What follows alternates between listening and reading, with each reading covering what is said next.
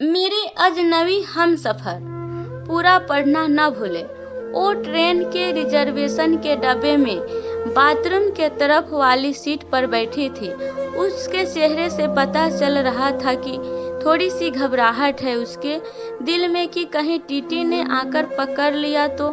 कुछ देर तक वो पीछे पलट कर टीटी के आने का इंतजार करती रही। शायद सोच रही थी कि थोड़ी बहुत पैसे देकर कुछ निपटारा कर लेगी, लेकिन देखकर यही लग रहा था कि जनरल डब्बे में चढ़ नहीं पाई, इसलिए इसमें आकर बैठ गई। शायद ज़्यादा लंबा सफ़र भी नहीं करना होगा। सामान के नाम पर उसकी गोद में रखा एक छोटा सा बैग दिख रहा था।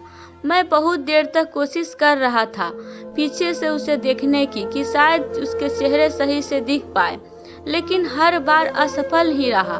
फिर थोड़ी देर बाद वो भी खिड़की पर हाथ टिकाकर सो गई और मैं भी वापस से अपनी किताब पढ़ने में लग गया। लगभग 1 घंटे के बाद टीटी आया और उसे हिलाकर उठाया। कहाँ जाना है बेटा? अंकल, दिल्ली तक जाना है। टिकट है? नहीं अंकल, जनरल का है, लेकिन वहाँ चढ़ नहीं पाई, इसलिए इसमें बैठ गई। अच्छा, 300 रुपए का पेनाल्टी बनेगा। ओह अंकल, मेरे पास तो लेकिन 100 रुपए ही हैं। ये तो गलत बात है बेटा, पेनाल्टी तो भरनी पड़ेगी। सॉरी अंकल, मैं अगले स्टेशन पर जनरल में चली जाऊंगी। मेरे पास सच में पैसे नहीं हैं, कुछ परेशानियां आ गई, इसलिए जल्दीबाजी में घर से निकल आई और ज़्यादा पैसे रखना भूल गई। बोलते बोलते वो लड़की रोने लगी। टीटी उसे माफ़ किया और 100 रुपए में उसे दिल्ली तक उस डब्बे में बैठने की परमिशन दे दी। टीटी के जाते ही उसने अपने आंसू पोंछे और इधर उधर देखा कि कहीं कोई उसकी ओर देखकर हंस तो नहीं रहा था। थोड़ी देर बाद उसने किसी को फोन लगाया और कहा कि उसके पास बिल्कुल भी पैसे नहीं बचे हैं।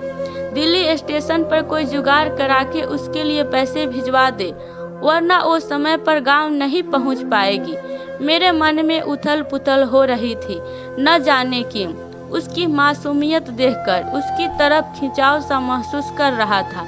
दिल कर रहा था कि उसे पैसे दे दूं और कहूं कि तुम परेशान मत हो और रो मत, लेकिन एक अजनबी के लिए इस तरह की बात सोचना थोड़ा अजीब था। उसकी शक्ल से लग रहा था कि उसने कुछ खाया पिया नहीं है, शायद सुबह से, और अब तो उसके पास पैसे भी नहीं थे। बहुत देर तक उसे इस परेशानी में देखने के बाद मैं कुछ उपाय निकालने लगा जिसमें मैं उसकी मदद कर सकूं और पलट भी ना कहलाऊं। फिर मैं एक पेपर पर नोट लिखा। बहुत देर से उसे परेशान होते हुए देख रहा हूँ। जानता हूँ कि एक अजनबी हम उम्र लड़के का इस तरह उन्हें नोट भेजना अजीब ही होगा और शायद तुम्हारी नज़र में गलत भी, लेकिन तुम्हें इस तरह परेशान देखकर मुझे बेचैनी हो रही है, इसलिए यह 500 रुपये दे रहा हूँ। तुम्हें कोई एहसान न लगे, इसलिए मेरा एड्रेस भी लिख रहा हूँ। जब तुम्हें सही लगे मेरे एड्रेस पर पैसे वापस भेज सकती हो। वैसे मैं नहीं चाहूँगा कि तुम वापस करो।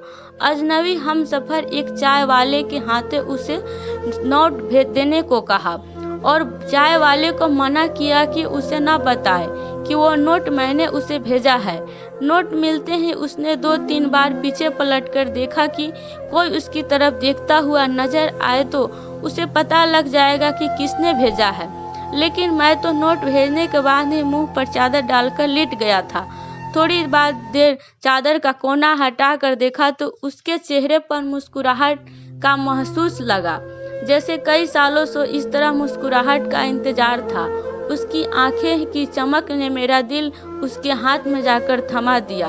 फिर चादर का कोना हटा कर थोड़ी देर में उसे देखकर जैसे सांस ले रहा था। मुझे पता ही नहीं चला कि कब आंखें लग गई।